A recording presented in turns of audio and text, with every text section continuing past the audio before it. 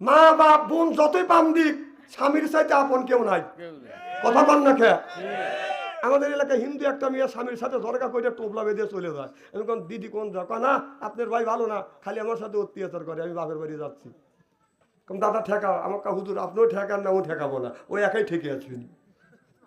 বাপের বাড়ি গেছে, ভাই কথা কয় না, বউ কথা কয় না, বাবু কথা কয় না, কে কি হয়েছে কনা,